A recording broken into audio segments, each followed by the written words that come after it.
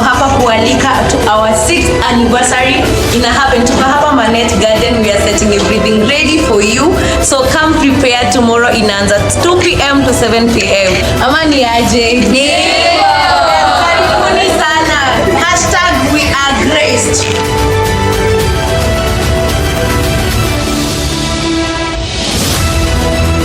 That moment that we have been waiting for is here with us. Today is 27th of September and we invite you to join us from 2 p.m. at Maanet Gardens. Come expectant because we are ready for you.